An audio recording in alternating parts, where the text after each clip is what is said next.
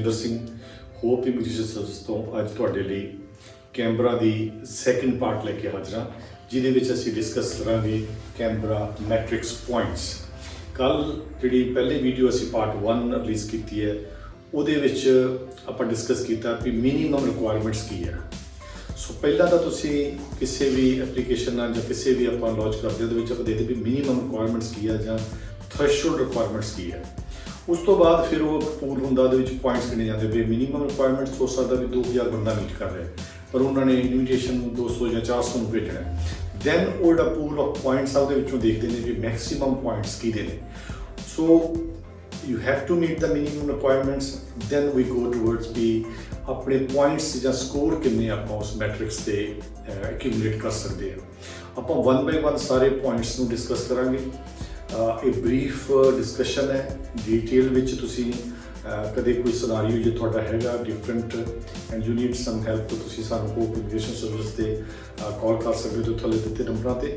So let's start असीं 1 bye 1 सारे जिहड़े पॉइंट्स दे वेरीएबल्स आ उहनूं डिस्कस करदे आ ते उहदे विच फिर तुसीं अपने आप नूं देखो भी तुसीं कित्थे फिट हुंदे हो, तुहाडे पॉइंट्स किन्ने आ जां आपां पॉइंट्स नूं किन्ना इंप्रूव कर सकदे आ ते तुहाडी एलिजिबिलिटी जिहड़ी आ ओह कित्थे पहुंचदी है। Thank you. Let's start. सब तो पहला जिहड़ा कैमरा हैगा उन्हां दी जिहड़ी काफ़ी फोकस है जिहड़ा उन्हां दा पूरा माइग्रेशन प्रोग्राम दा फोकस है उहदे which like all other states वो भी कहंदे ने भी असीं कमिटमेंट देखनी है तुहाडी कमिटमेंट की है टूवर्ड्स ACT। तुसीं वो कहंदे ने भी जे तां तुसीं इत्थे 5 साल तो रह रहे हो तो दे आर वेरी हैप्पी उन्होंने पॉइंट्स वध दिते हैं रेजिडेंसी दे। So that's a new way to कह लो भी क्रेडिट देना बंदे नूं। जे तां 1 साल तो थल्ले रह रहा है ये आपां कल डिस्कस कर लिया सी मिनीमम जे 491 दा सी मैट्रिक्स लाउणा सानूं 3 महीने रहना पैना कैमरा च। जे असीं 190 दा लाउणा सानूं 6 महीने रहना पैना वो तां होगी मिनीमम रिक्वायरमेंट्स पर वो मिनीमम रिक्वायरमेंट्स ते हो सकदा सानूं पॉइंट्स ना मिलण। सो पॉइंट्स वास्ते आपां उस तो अगे जांदे भी पॉइंट्स किन्ने मिलते हैं किन्ना चिर रहण दे मिलते हैं किहड़ी ऑक्यूपेशन दे मिलते हैं। So let's get into those details. सब तो पहला 1 साल तो थल्ले जे तुसीं रहिंदे तुहानूं पॉइंट्स जिहड़े 0 मिलते हैं। 1 तो 2 साल 5 पॉइंट। सो 1 तो 2 साल भी 12 महीने तो वध ते 24 महीने तो थल्ले। 2 तो 3 साल रहा 10 पॉइंट है। 3 तो 4 साल 15 है। 4 तो 5 20 ते 5 साल प्लस जिहड़े वो 25 पॉइंट है। सो यू कैन सी भी मैक्सीमम पॉइंट 25 दिंदे ने वो रेजिडेंसी दे। रेजिडेंसी तो अगे आप चले जाते हैं इंग्लिश आप 1 बाय 1 जो सिंपलेस्ट है उन्होंने डिस्कस करते हैं। सो इंग्लिश इतने आप गल कर रहे हैं मेन एप्लीकेंट की प्राइमरी एप्लीकेंट इंग्लिश जे तो 8 है सुपीरियर इंग्लिश है 15 पॉइंट देंगे उन्होंने मैट्रिक्स से।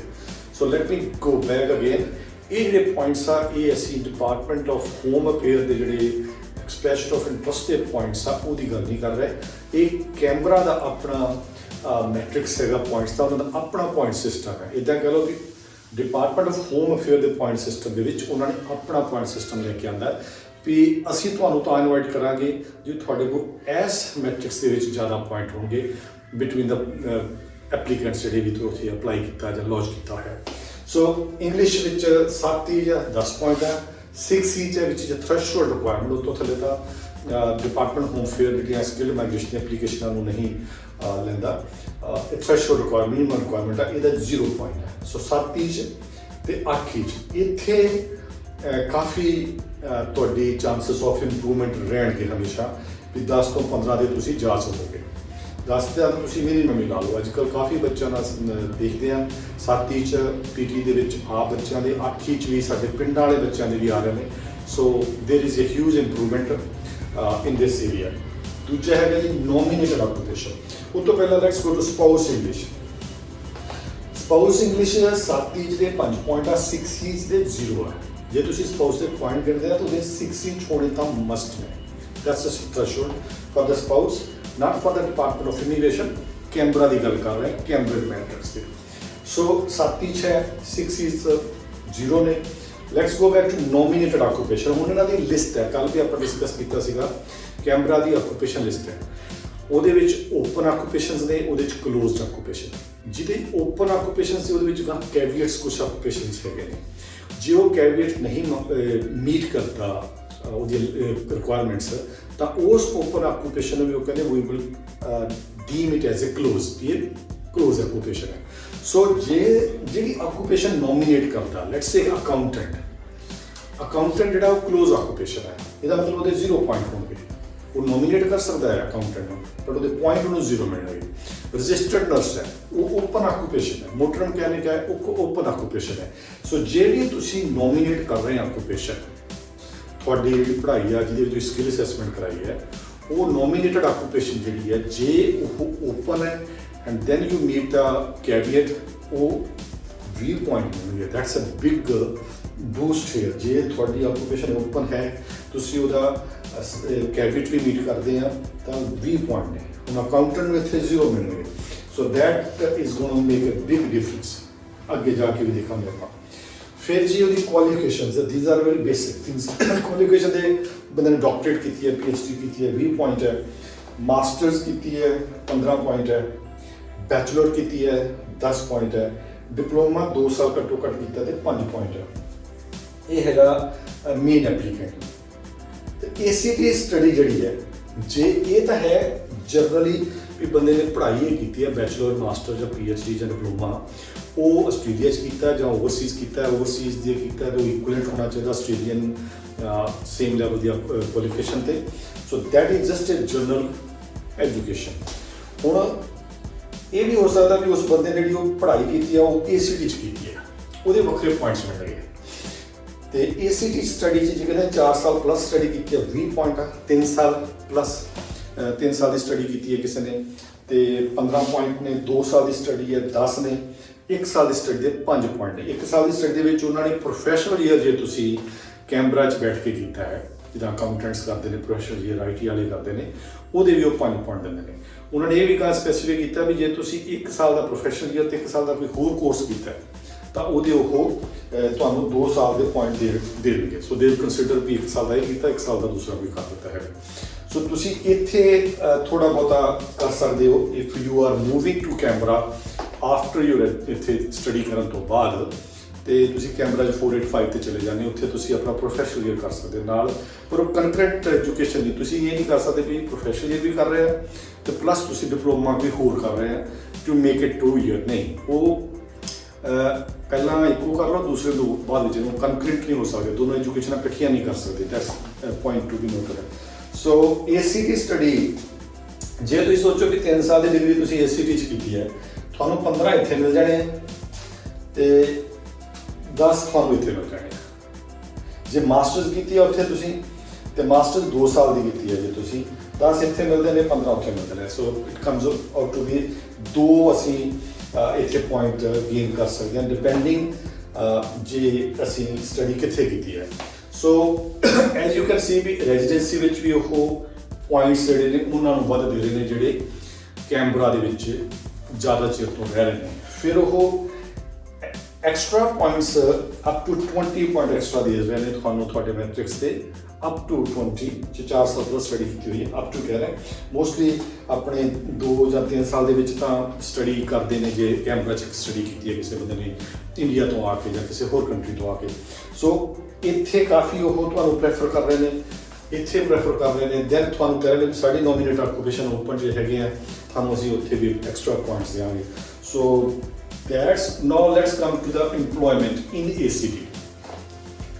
Employments ਦੇ ਵੀ 2 ਉਹਨਾਂ ਨੇ ਪੁਆਇੰਟਸ ਦਿੱਤੇ ਨੇ। ਇੱਕ ਤੇ employment ਹੈਗਾ length of employment, ਵੀ ਤੁਸੀਂ ਕਿੰਨੇ ਚਿਰ ਤੋਂ ਕੈਮਬਰਾ 'ਚ ਕੰਮ ਕਰ ਰਹੇ ਹੋ। ਉਹਦੇ ਵਿੱਚ ਉਹਨਾਂ ਨੇ ਆਕੂਪੇਸ਼ਨ ਸਪੈਸੀਫਾਈ ਨਹੀਂ ਕੀਤੀ ਕਿ ਕਿਸੇ ਵੀ ਆਕੂਪੇਸ਼ਨ 'ਚ ਤੁਸੀਂ ਕੰਮ ਕਰ ਰਹੇ ਹੋ। You could be working as a truck driver for 4 years।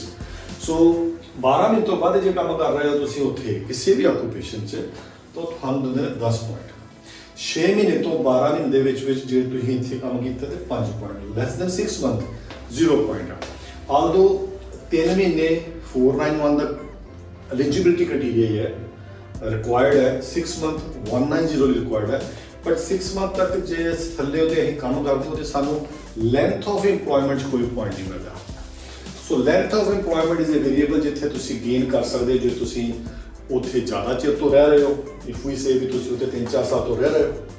ਜੇ ਕਹੀਏ ਵੀ ਤੁਸੀਂ ਉੱਥੇ ਹੁਣ ਮੂਵ ਕਰ ਰਹੇ ਹੋ, ਤੁਸੀਂ ਆਪਣੀ ਡਿਗਰੀ ਕੀਤੀ ਕਿਸੇ ਹੋਰ ਸਟੇਟ 'ਚ, ਤੁਸੀਂ ਤੁਹਾਡੀ ਰਜਿਸਟਰਡ ਨਰਸ ਤੁਹਾਡੀ nominated occupation and you think ਵੀ ਤੁਹਾਡੇ ਪੁਆਇੰਟਸ ਬਣਦੇ ਪਏ ਨੇ 8 ਇੰਚ ਵੀ ਹੈਗੇ ਨੇ, ਫਿਰ ਤੁਸੀਂ ਸੋਚਦੇ ਹੋ ਕਿ ਮੈਂ ਹਾਊ ਡੂ ਆਈ ਪਲੇ।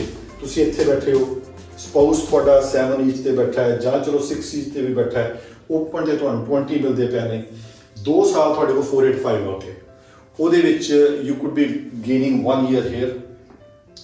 ਤੁਸੀਂ ਇੱਥੇ ਵੀ 1 ਸਾਲ ਦਾ ਪੁਆਇੰਟਸ 10 13 ਮਹੀਨੇ ਜੇ ਤੁਸੀਂ ਇੱਥੇ ਕਰ ਲਓ 12 ਪਲੱਸ ਹੈ, ਸੋ ਆਪਣੇ ਕੋਲ ਇੱਥੇ 10 ਪੁਆਇੰਟ ਮਿਲ ਸਕਦੇ ਨੇ ਤੁਹਾਨੂੰ। ਸੋ ਲੈਂਥ ਆਫ ਇੰਪਲੋਇਮੈਂਟ ਤੁਸੀਂ ਜਿਹੜੇ 485 ਤੇ 2 ਸਾਲਾਂ 'ਚ, ਇਹ ਉਹਨਾਂ ਦੀ ਆਪਾਂ ਸਿਨਾਰੀਓ ਲੈ ਰਹੇ ਹਾਂ ਜਿਹੜੇ ਕਿਸੇ ਹੋਰ ਸਟੇਟ 'ਚੋਂ ਮੂਵ ਕਰਦੇ ਨੇ after lodging their TR 485 lodge ਕਰਕੇ then they are trying to gain points. ਉੱਥੇ ਜਾ ਕੇ ਕੈਲਕੂਲੇਟ ਕਰਦੇ ਨੇ ਵੀ ਅਸੀਂ ਕਿੱਥੇ ਖੜੇ ਹਾਂ। ਸਭ ਤੋਂ ਪਹਿਲਾਂ ਉਹਨਾਂ ਨੂੰ ਦੇਖਣਾ ਵੀ ਮੇਰੀ ਆਕੂਪੇਸ਼ਨ ਉੱਥੇ ਓਪਨ ਹੈ ਜਾਂ ਨਹੀਂ ਹੈ। ਜੇ ਤੁਹਾਡੀ ਆਕੂਪੇਸ਼ਨ ਓਪਨ ਨਹੀਂ ਹੈ ਦੈਨ ਪੁਆਇੰਟਸ ਕਾਫੀ ਘੱਟ ਜਾਂਦੇ ਨੇ। ਸੋ ਇੱਥੇ ਥੋੜਾ ਜਿਹਾ ਤੁਸੀਂ ਕੈਲਕੂਲੇਟ ਕਰਨਾ ਪਏਗਾ। So length of employment is there. No skill level ਕੀ ਹੈ ਇੰਪਲੋਇਮੈਂਟ ਜਿਹੜੀ ਉਹ ਹੈਗਾ।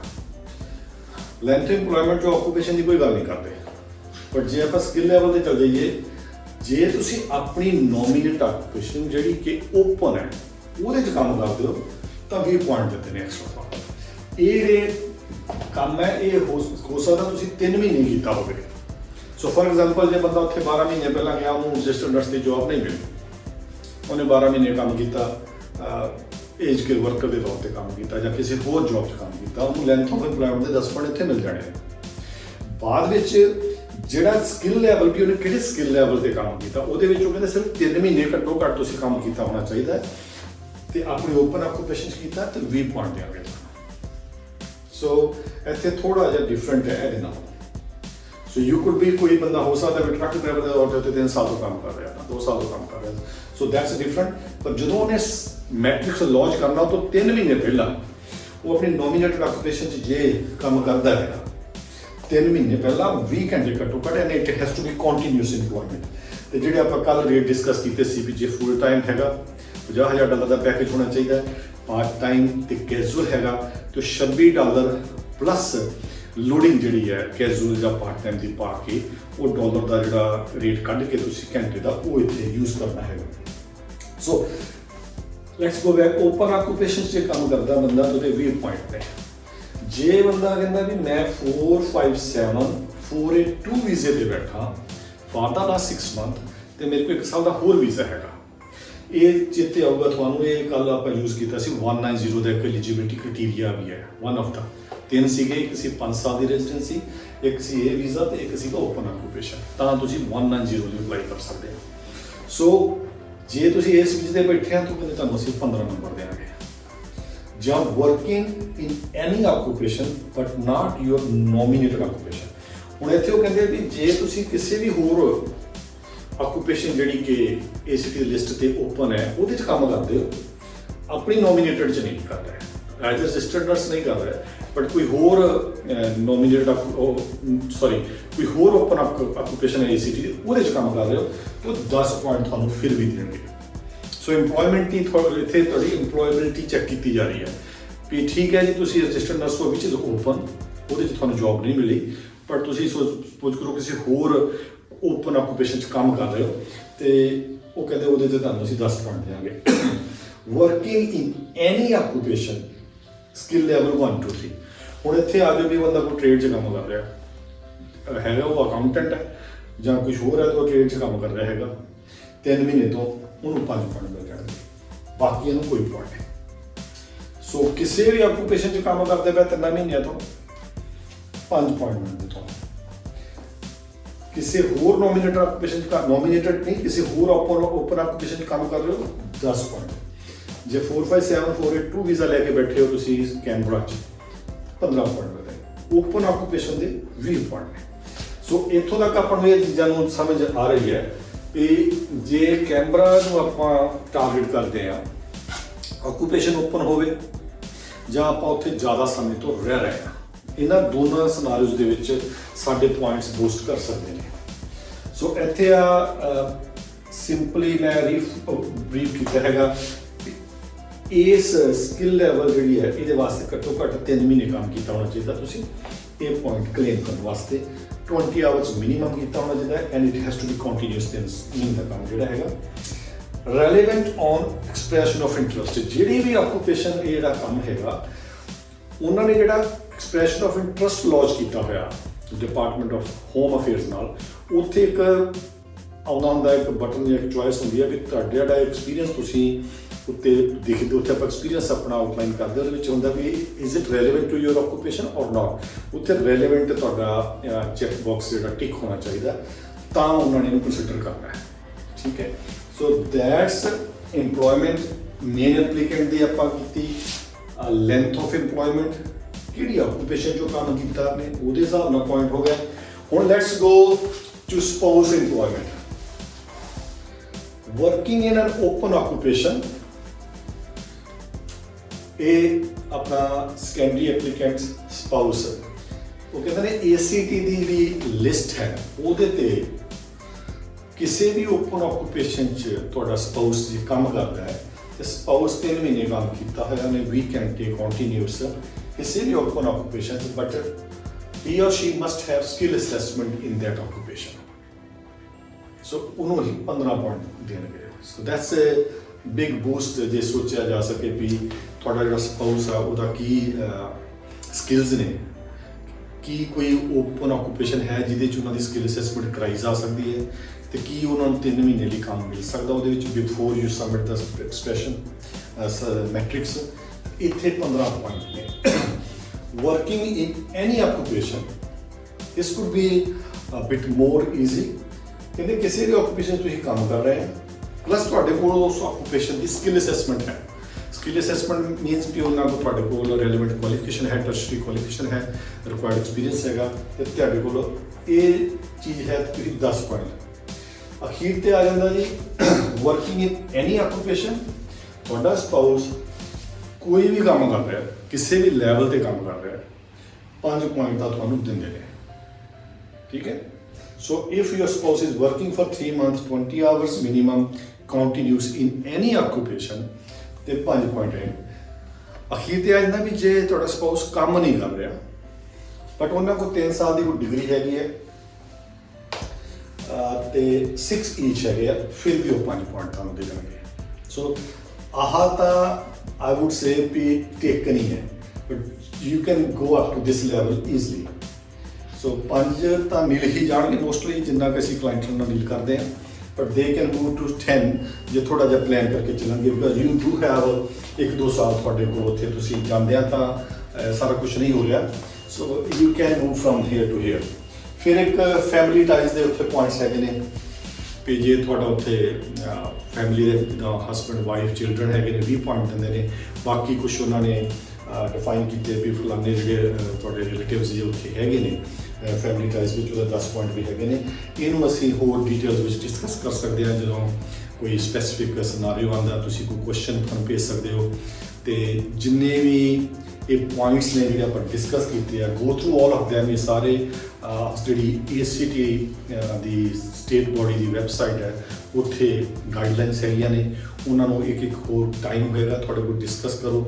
ਜੇ ਕੋਈ ਕੁਐਸਚਨ ਹੈ ਹੋਰ ਵੀ ਇਮੀਗ੍ਰੇਸ਼ਨ ਸਰਵਿਸਿਜ਼ ਸਾਨੂੰ ਤੁਸੀਂ ਫੋਨ ਕਰ ਸਕਦੇ ਹੋ, ਈਮੇਲ ਕਰ ਸਕਦੇ ਹੋ। ਇੱਕ ਹੋਰ ਇਹਦੇ 'ਚ ਹੈਗਾ ਇਨਵੈਸਟਮੈਂਟ, 2-2.5 ਲੱਖ ਦੀ ਇਨਵੈਸਟਮੈਂਟ ਦਾ ਹੈਗਾ, ਉਹਨੂੰ ਅਸੀਂ ਬਹੁਤਾ ਡਿਸਕਸ ਨਹੀਂ ਕੀਤਾ। ਕੋਈ ਹਾਰਡਲੀ ਗੈਟ ਐਨੀਵਨ ਹੂ ਸੇਇੰਗ ਕਿ ਮੇਰੇ ਕੋਲ 2.5 ਲੱਖ ਹੈਗਾ, ਮੈਂ ਉੱਥੇ ਕਰ ਦੇਣਾ। ਇਫ ਦੇਰ ਇਜ਼, ਉਹ ਵੀ ਇੱਕ ਚੋਇਸ ਹੈਗੀ ਵੀ ਉੱਥੇ ਵੀ ਪੁਆਇੰਟਸ ਮਿਲ ਸਕਦੇ ਤੁਹਾਨੂੰ ਵੀ ਜੇ ਤੁਸੀਂ ਕੁਛ ਅਮਾਊਂਟ ਹੈ 2-2.5 ਲੱਖ ਉੱਥੇ ਤੁਸੀਂ ਇਨਵੈਸਟ ਕਰਦੇ ਹੋ ਬਿਜ਼ਨਸ ਵਿੱਚ ਜਾਂ ਰੈਜ਼ੀਡੈਂਸ਼ੀਅਲ ਪ੍ਰੋਪਰਟੀ 'ਚ।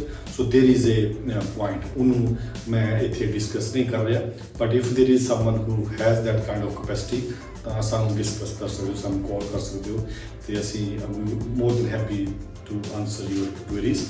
ਤੇ with this one hopefully next week we will see ਕਿ ਅਸੀਂ ਕੁਝ 2-3 ਸਿਨਾਰੀਓਜ਼ ਲੈ ਕੇ ਆਈਏ ਜਿਹੜੀਆਂ ਕਿ ਪਾਪੂਲਰ ਆਕੂਪੇਸ਼ਨਸ ਨੇ। ਫॉर ਐਗਜ਼ਾਮਪਲ ਮੋਟਰ ਮਕੈਨਿਕ ਹੈ, ਰਜਿਸਟਰਡ ਨਰਸ ਹੈ, ਅਕਾਊਂਟੈਂਟ ਹੈ, ਤੇ ਇੱਕ ਪਾਪੂਲਰ ਸਿਨਾਰੀਓ ਦੇ ਉੱਤੇ ਲੈ ਕੇ ਆਈਏ ਜੇ ਅਸੀਂ ਉਹਨੂੰ ਡਿਸਕਸ ਕਰ ਸਕੀਏ so that we can all understand it better. But till then, ਸਤਿ ਸ਼੍ਰੀ ਅਕਾਲ।